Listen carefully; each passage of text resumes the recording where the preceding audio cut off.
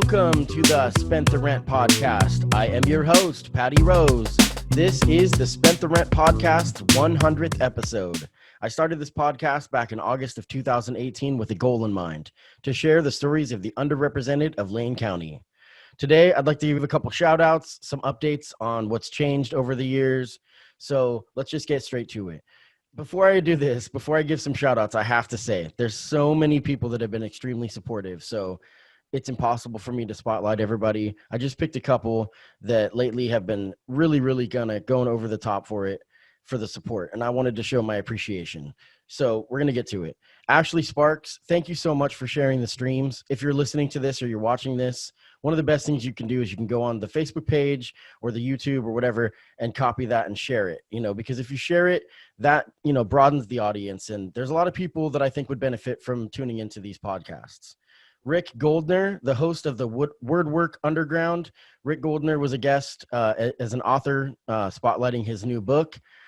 Rick Goldner has been extremely supportive. He bought a t-shirt. You can buy a t-shirt if you go to my website, STRPOD.com, and he rocks the t-shirt and pictures on Twitter, tags the podcast, gets the word out about it. He's helped it grow. Rick, I appreciate you. Blair Conrad for helping me behind the scenes when I got this started. Blair's been a guest many times. Blair's episode about her story of recovery is the absolute most popular episode. It's been listened to. That one's just audio. It was kind of early on. It's been listened to a bunch of times.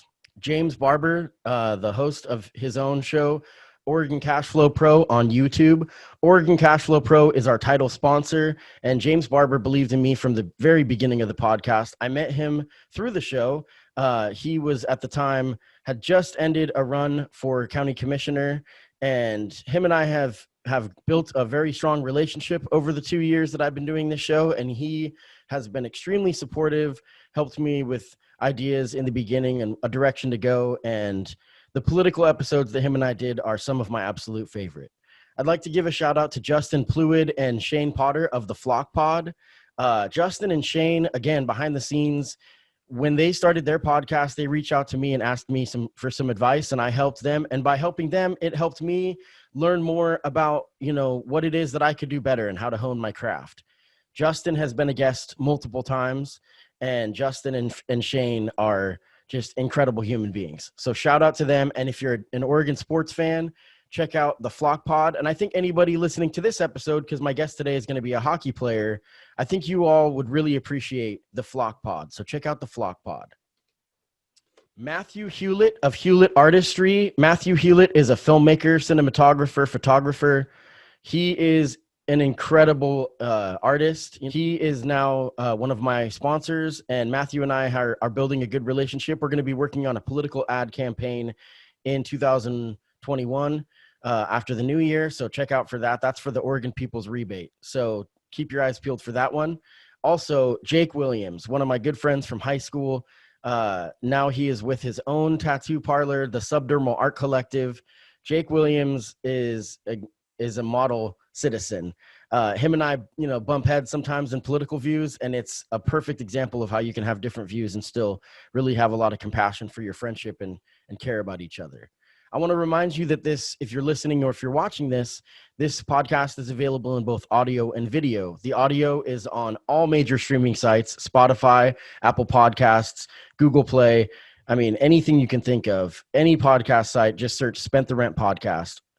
Also, you can go to my website, STRPOD.com, and there's going to be links to the major ones. And then since the show is done through Anchor FM, you can go to anchor.fm/STRPOD and find it that way as well. And you'll find a full list of all the different sites. But some of them aren't even listed. So if you use a random podcast site, just go on there and search for Spent the Rent Podcast, and you'll be able to find the show. The video is now on Facebook and YouTube. I've kind of been flirting with the idea of going live with videos, but it seems to me that if I just pre-record it, do some editing, it gets shared a lot. That's where you guys come in. I need you to share those streams. When I post a video and you see it, before you even watch it, just share it, because that gets the word out for me, and it really helps me a lot.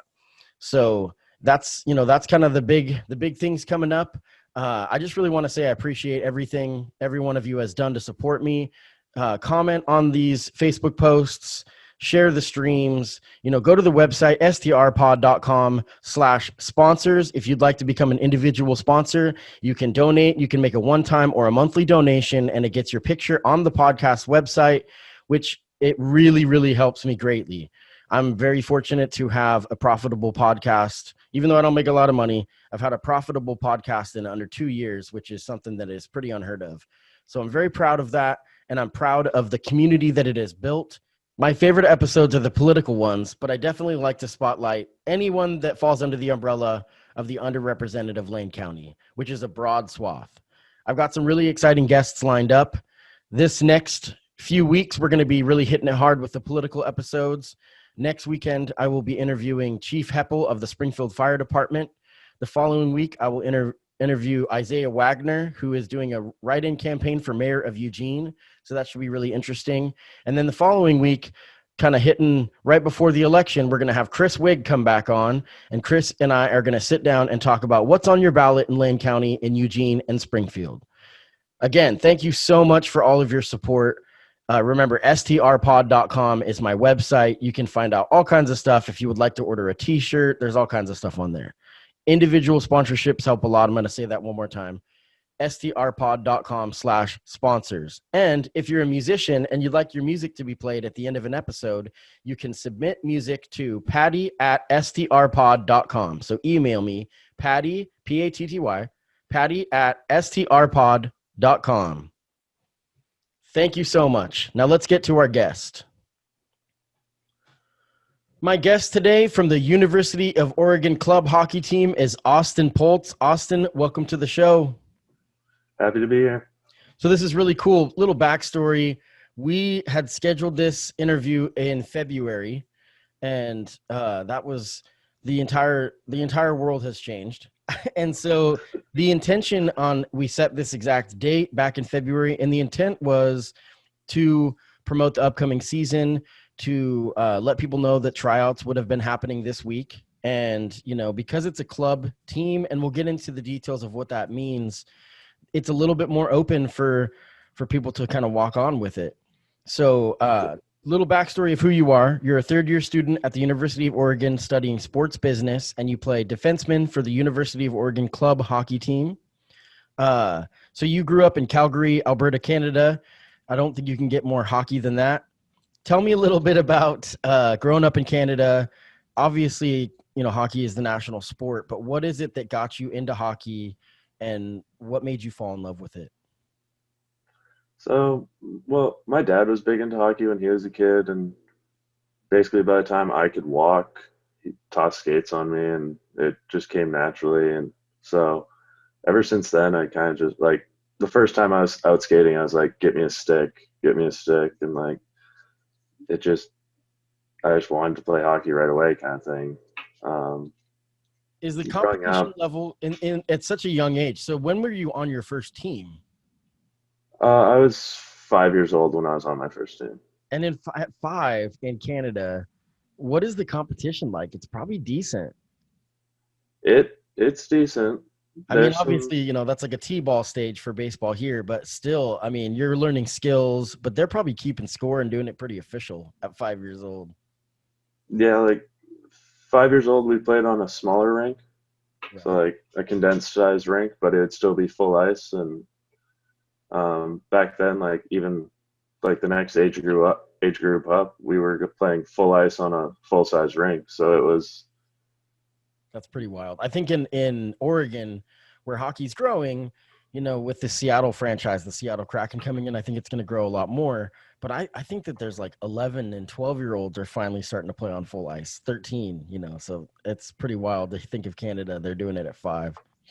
I could barely. Well, it's changed now. They've realized that smaller ice surfaces for younger kids actually makes them develop quicker. So, because they get to touch the puck more, which on a full ice rink, it's 200 feet, and it's a long ways for little guys to go. Just a lot of icing, Yeah. So, your journey, you played some junior hockey for the Golden Rockets. That's what it said on the roster for the Ducks on the website. So tell me a little bit about that and what that was like. Junior hockey is a great experience. It helps players develop. You get a lot of ice time, and then it's like you're literally living the life. You're living a dream. You wake up, you go work out, and then you go to practice, and you Just hang eat, out with the breathe, guys. You sleep, just hockey. So a lot of yeah. travel, right? A lot of travel. It's kind of, I mean, it's such an expensive sport for a parent to get the kids into. Now, junior hockey, is that semi-pro, or is it something that's all your parents are on the hook? They had to invest a lot of money in this. They had to pay dues. Yeah. It's due run, so it's like roughly around $3,000 to play for the team, Right. and then you have to pay billeting fees, which is like you go into a billet house for they feed you, and that's your home for the year and everything like that. Right. Now, where were you located when you were doing that? I was in Golden, BC. Okay. Yeah. It's a nice. How far from home was that? How far from Calgary? That was only 2.5 hours. Okay, so it wasn't too bad. So Still, that's yeah, gotta be so weird. Understand what you mean though about how you're living the life, because you probably felt like a little miniature professional athlete. You know, you're hitting the vans and you got your little, your bags. And I've only been able to experience a little bit of hockey, with Lane County Ice. It's not a huge thing. And that's kind of why we're here today. We're here to promote that there's something that people just don't even know happens, and you guys have had a lot of success with the club hockey team. They don't, we don't, we have the Eugene Generals, the Eugene Junior Generals, and then the club hockey team. And the Lane County Ice experience is a lot of fun. It's really small, but what is it that made you kind of want to look at Oregon specifically? I went to a showcase in Bozeman, Montana, Right. and there was about 5 to 10 ACHA hockey programs there, and they were all looking at players, trying to get players out and recruit them. And I liked our coach Riley Orr a lot. He was a driven coach, and he seems like he really wants to build this program to be something else. So that attracted me, but also the sports business program really attracted me as well, because I know I want to do something within the sport as my career, and having that on my resume would be unbelievable. Right. This is the cool thing about club hockey, is that you are the true student athlete, because it's all, you have to do fundraising, which we're going to get to in a little bit to talk about that. So if anybody's not familiar with how this works, there's a lot of club sports at the University of Oregon and at most schools. So there's the varsity programs, I think that's what it would be called, that are typically the scholarship programs like football. And because of Title IX, you have to have the same amount of men's and women's sports. One of the things that they can do to provide opportunities for both men and women in different areas of sport that don't maybe bring in as much revenue is there's club sports. So the school helps you, but a lot of the fundraising is on you. Is that true? And you guys do a lot of the legwork and the self-promotion. Now the benefit of that in the benefit of that is that you can do things like this without having to get clearance from the higher ups. I know if you're on the football team, then these interviews, for me to get an interview, there's a lot of chains of command. I've reached out to players and they've told me that they were interested, but they're like, but I have to get it approved. And there's only a certain press area that they actually grant interviews to. Tell me what you can about club sports at the University of Oregon, and how in the last few years, in your 3 years of being here, how the support from the university has changed. The well, club sports loves our program. They really like us and what we're trying to do, and they support us a lot with resources. Right. Um, but when it comes to finances, like we get a small allocation budget from the school, which can bear, well, it would only cover like half our ice costs for the year. Right.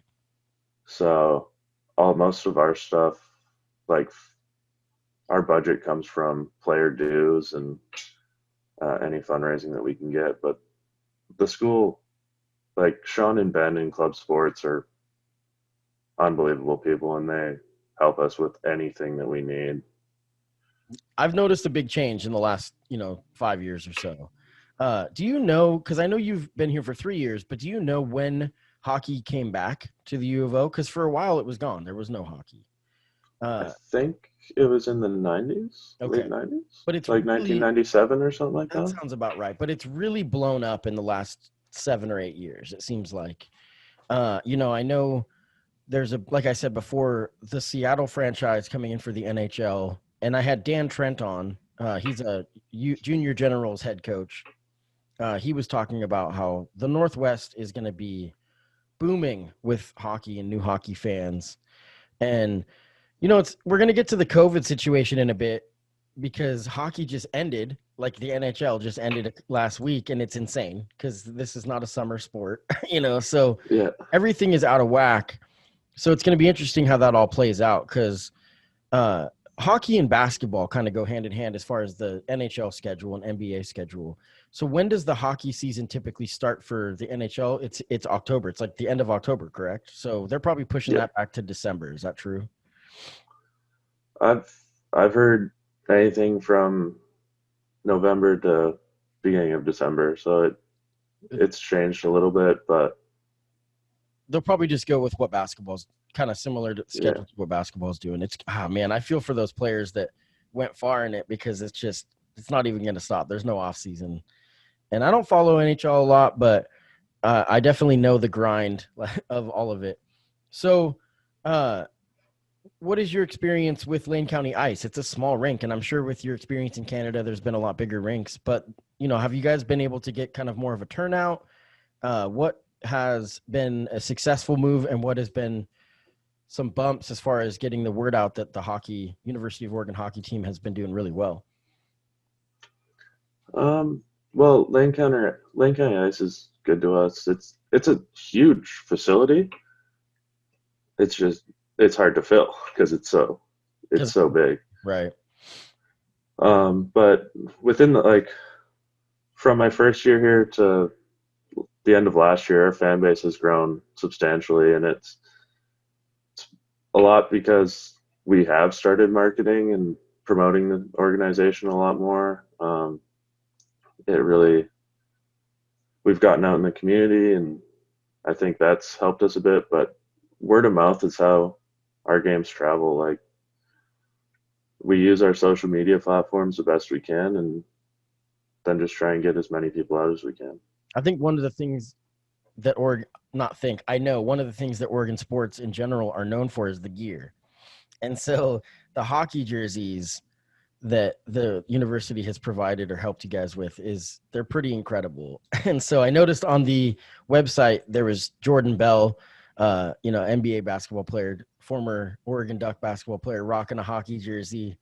And, hockey jerseys are expensive, but they're super, super tight jerseys that they are selling. And they had them at the Duck store. And I'm sure that actually helps a lot because one of the things that just catches eyeballs from the University of Oregon by design is just the Nike jerseys. I don't know if the hockey jerseys are Nike, but they're not, no.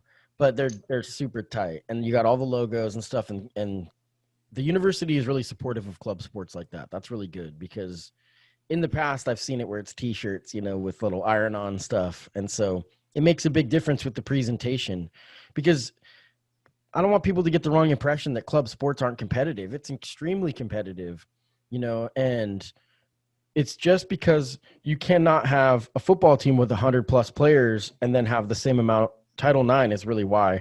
I'm not knocking Title IX. I think Title IX is good. If someone's not familiar, Title IX is that you have to have the same amount of scholarships across the athletic department between men and women.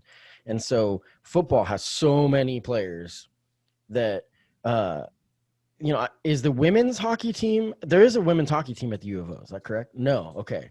So, but there's other sports that there's more sports for women because of the fact that there's so many football players, so the competition level in hockey for club sports though is really high. So tell me about that. The Pac-8. So there's a few schools in the Pac-12 that don't do it.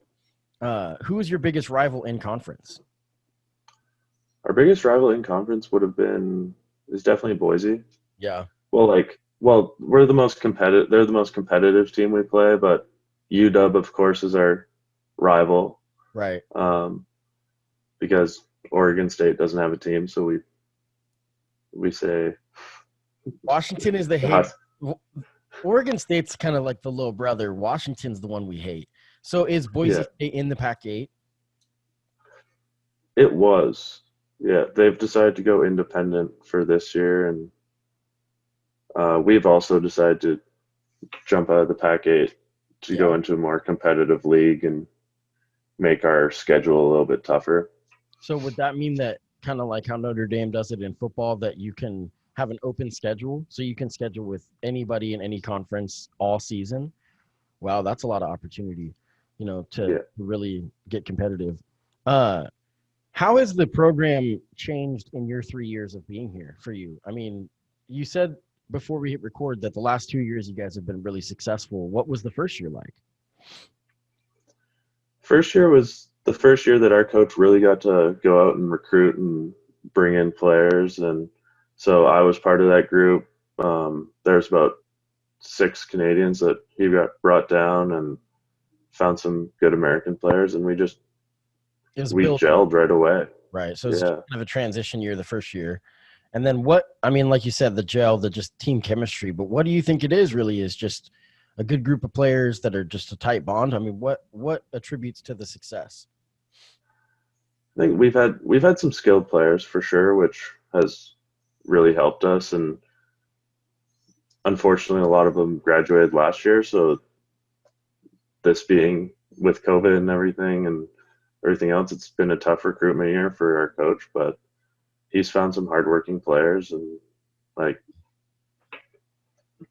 so getting back to your question, but the skilled players really helped us, and we work hard. Our guys work hard, and we're all so competitive that losing is not an option. So now in hockey, one of the most popular things is fighting.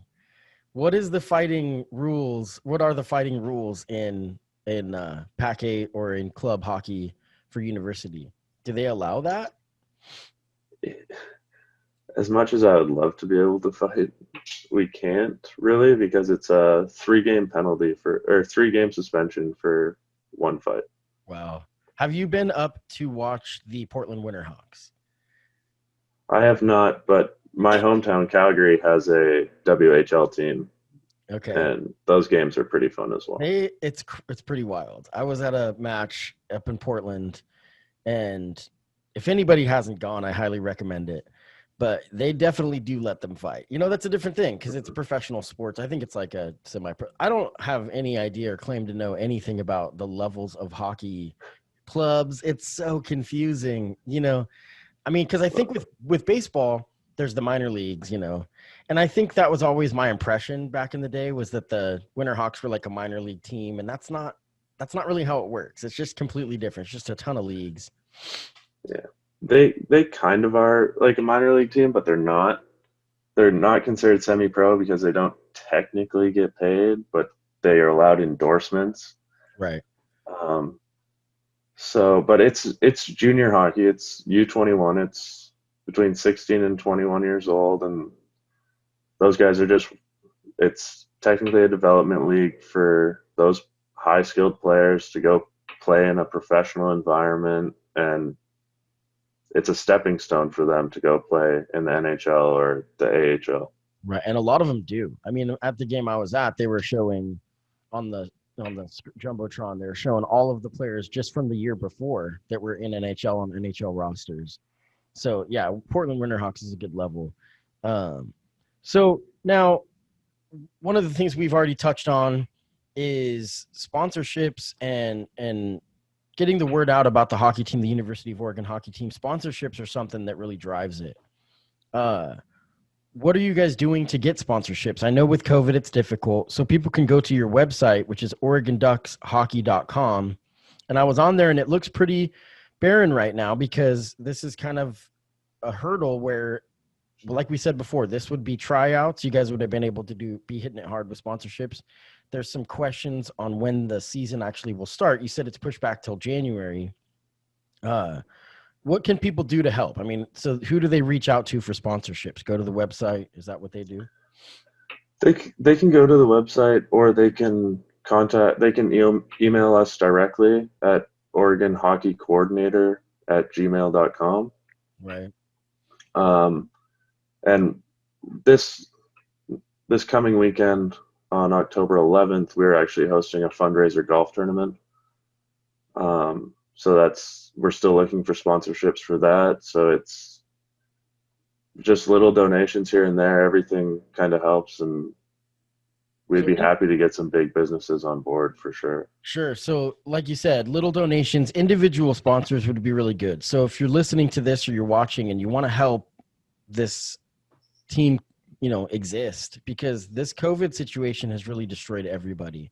So go to the website, OregonDucksHockey.com, and make a small donation, and then if you're a business that you would like to get a relationship, I'm sure that your rates are probably better than ever right now, because you understand that it's going to be difficult to get eyeballs on the ice. And that's the part, because when a business sponsors a hockey club, they'll have, signs put up around the walls on the hockey arena, and on your uniforms, right? Is that true? Have you guys done that?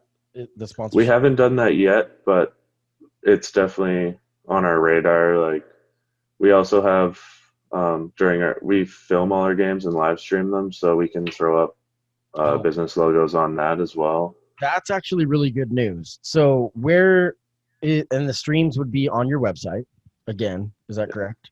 So that's actually it's actually through our YouTube channel. Okay. So I'll put the link in the show notes to the YouTube channel as well. That's actually one question I wanted to ask, because if the season starts off in January and there's no fans, like if it's not, if we're still social distancing, which I would imagine we will be, people can watch it on YouTube. And has that gained in popularity? Has that really helped since you started that? Yeah. When did you guys start doing that? Oh, they were doing that before I got here. So it's been around for a while. See, this is why I like to do this show, because I had no idea. And those are things that I would like to watch. Even though the experience of going is great, we may not have that option. So that's really cool. So I'll definitely put a link in the show notes to the YouTube channel. Is it just like everything else? It's probably pretty easy to find, right? It's just It's very easy to find. Yeah. Yeah. So that's great, because those clips are probably awesome. So for sponsors, again, like you said, you'll do some. Is it all live? The streams, or are they pre-recorded? They're live. Oh, that's great. So our announcer, and he's like a unreal one-man show. He'll throw up logos and be announcing the game and doing everything all at once. He does a really good job. That's pretty great. I'm definitely going to be tuning into that. Now, if you're a student and you're watching this and you're interested, what's the situation like with tryouts? I know that was supposed to be this week, so if you wanted to play, what is the situation like for that? We're still undecided when we're going to be able to host them. So we're hoping that we can do it before Christmas break, but if not, then it'll be first weekend of January. Right. Now, what do you think is the best resource? Now, we're going to be putting a ton of links in the show notes. But for me personally, like with the podcast, my best resource is Facebook. That's the one that I get the most information out. What would you say is the best resource? Is it Facebook, Twitter? When we update one social media platform, we update all at the same time. So any of our social media platforms, we do have a recruiter form on our website. If you're interested about playing, go ahead and fill that out, and we'll get in contact with you with any information that you would need. But anything regarding tryouts, we'll post on social media. Yeah. Now it is competitive. It's a very competitive league.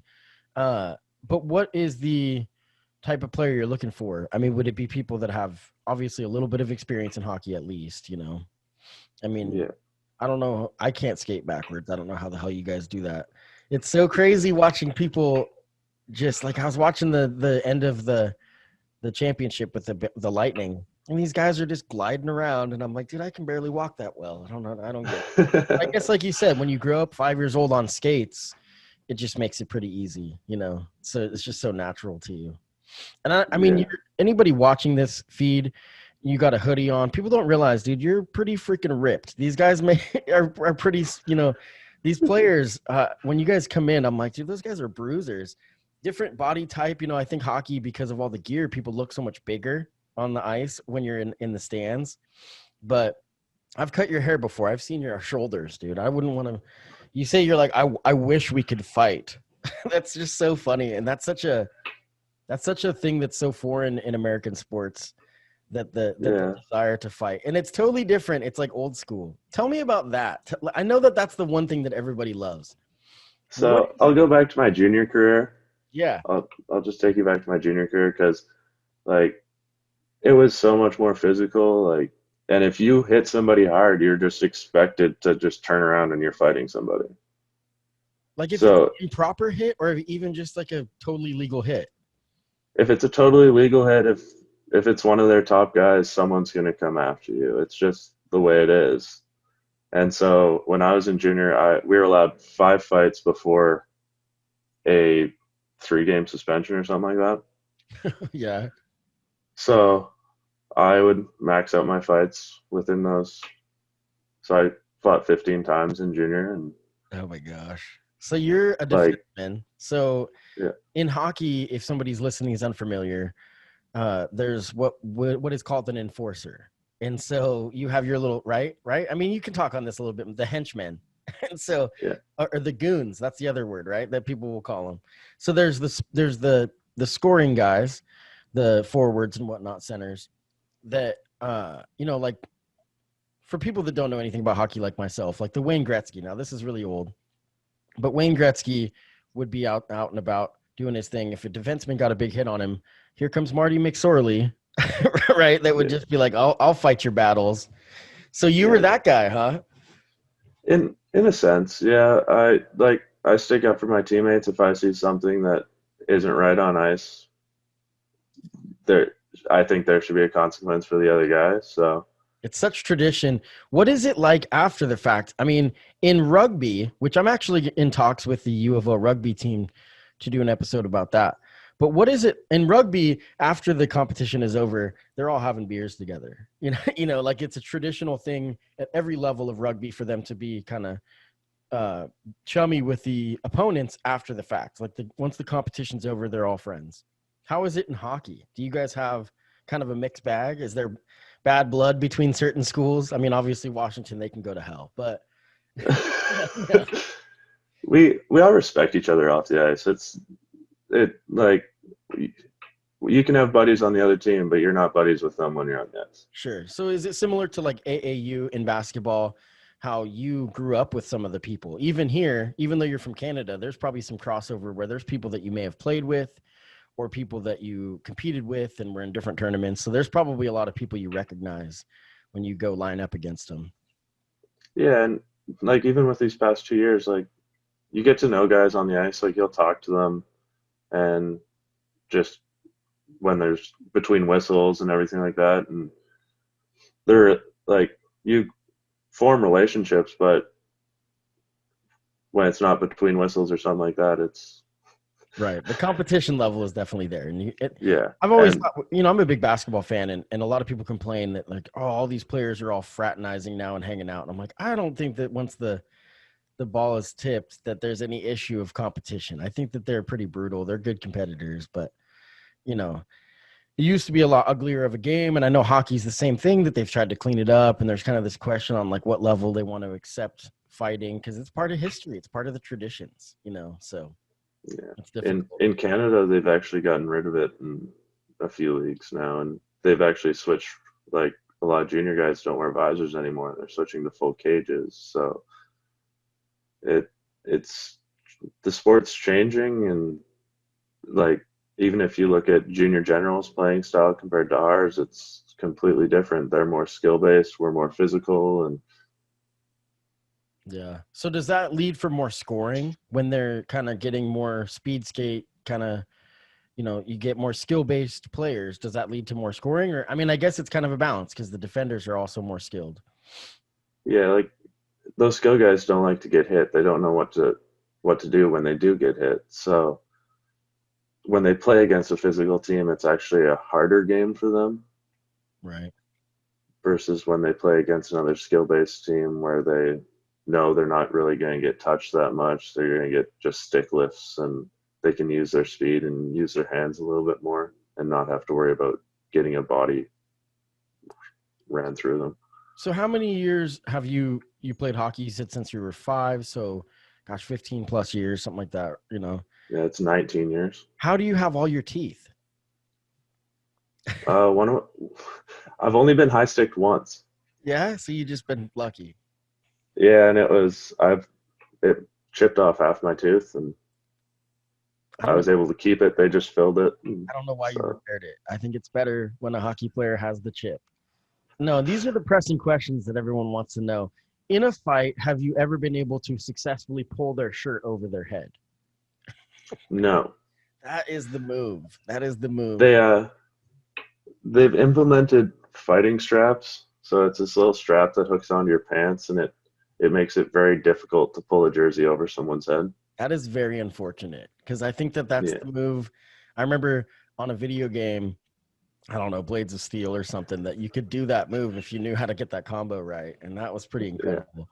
That was the move. That's really unfortunate. And whoever made that rule should be fired. But it was no rule. It was just the safety of the player. Yeah, right. Yeah. So let's talk about your championship. Last season, the U of O club hockey team was undefeated in conference play, which is insane. 13-0-0-1. And then, I mean, only overall in regular season, you guys only lost 3 games. So that was an extremely successful season.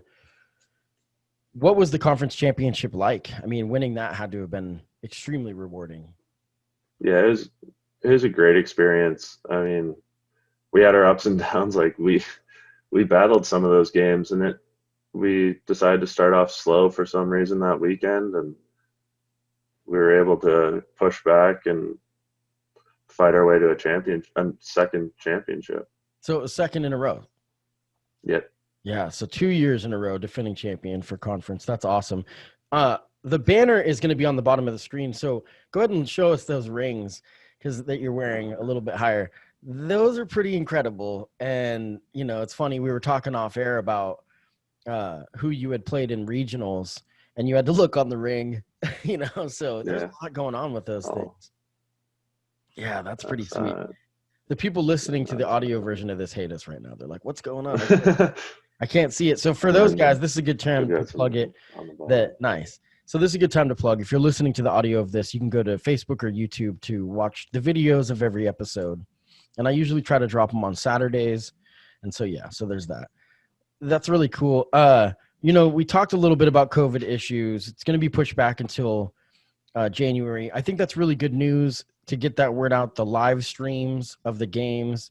You know, follow the hockey team on Twitter, on Facebook, on YouTube, on MySpace, on Instagram, have a messenger dove. No, it's really, really cool to follow your guys' progress. And I started following your guys' Facebook page quite a while ago, and I don't know, the algorithms are weird, so sometimes I don't see it. So that's why I've actually done my due diligence to follow the Twitter feed as well. You know, if you follow a couple different places, at least that way it doesn't get slipped through your radar. So I recommend that people do that. This is really cool to get to talk to you. I really want to come and watch you guys play, and I keep saying that, and I don't ever end up doing it. So that makes me really excited about the live feeds on YouTube. Austin Poltz, this is really great to get to talk to you. I'm stoked that you came to Oregon and that we're actually getting Canadians, because then we can compete. Because you're not going to win at hockey if you don't have someone with a Z at the end of their name, you know. So that's pretty cool. So yeah. I'm happy I came down here, and it's been awesome since I've been down here. Like, the community sport that we do have is amazing, and the volunteers that help us out. If you want to contribute by volunteering as well, like, just get a hold of us through our website. One of the things anything. Yeah, that's great. And then also, like I said, sponsorships. Everybody go to the website, and I mean, you can sponsor. You can donate as an individual, $15, $5, $10, $20, whatever you want to do to help the team. It really, really helps them dramatically. So please do that. One thing I want to touch on before we get out of here is I've been humored by so since you're Canadian and you've came here and I'm a barber and we get to talk about politics, and we won't get super into it because I know that you're doing a little business here with the hockey team, but you've asked me some funny questions along the way. You're like, why the hell do you do things like this? Like, why is it that way? You and I had a conversation one time about healthcare, and it just made me really angry with you because you're like, ours is just so good. I don't know, like what you told me some of the things that were bad with it and some of the issues, and you were really honest, and it's really cool. It's my favorite part of my job is to get to talk to people from different countries that I can get their experience. But I just remember, and I'm joking, like about being angry, but like kind of, but like I remember you telling me about it, and I'm like, I'm asking you, and you're like, yeah, it's just. I just go get seen by a doc. I don't know like what the problem is. I'm like, I hate you. So yeah, you walk in, you check in, you go see your doctor, and then if you need a prescription, they give you your prescription paper and you leave. And then they validate your parking. Yeah, it's really so I mean, just on a brief thing, what is your take on what's going on in America? I know you can't get into it too much, but I just want to, as a Canadian, outside opinion. I think you guys are in a tough spot. Yeah, I mean, that's you're between a rock and a hard place. I don't think either Trump or Biden are viable options. But no, it's a nightmare. It is pretty wild to hear about Trump getting COVID. You know, watching the news has been pretty. And I want to make this clear. This is the 100th episode. We need to go high with this. We need, take the high road. Like nobody needs to be, wishing ill will on anybody, including our divisive president, so pretty crazy times. But I definitely really do appreciate the conversations that you and I have had about politics behind the scenes. And it's really interesting to hear your input. And you've told me some negative things too about Canada and the way things are done and how it's not perfect. There is no perfect setup. I mean, the definition of politics is deciding who gets what, so there's always going to be a fight and a struggle for that. I just wanted to touch on that a little bit. It's kind of funny to me. So Austin Pultz, the University of Oregon club hockey team, the UO club hockey team. So again, I'm going to say it for the umpteenth time. The links to all of the socials will be in the show notes, to Instagram, to Twitter, to Facebook, to YouTube.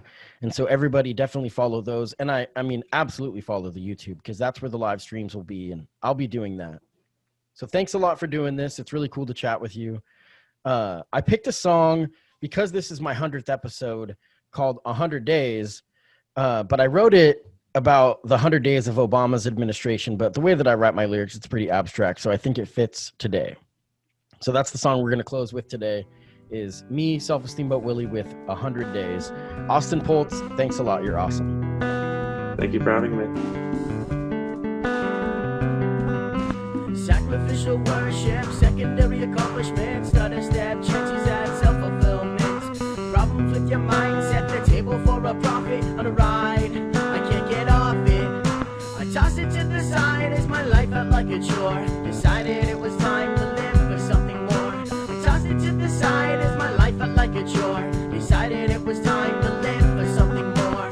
Change. Are we actually ready? Strange. How it seems I am upsetting. Fear of a counterculture brewing here. And nothing is what they're doing. Change. Are we actually ready? Strange. How it seems I am upsetting. Fear of a counterculture brewing here. And nothing is what they're doing. Always seen and never heard. You always hang on my every word.